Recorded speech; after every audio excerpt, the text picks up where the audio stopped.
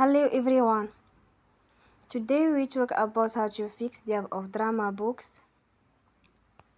We will go to settings,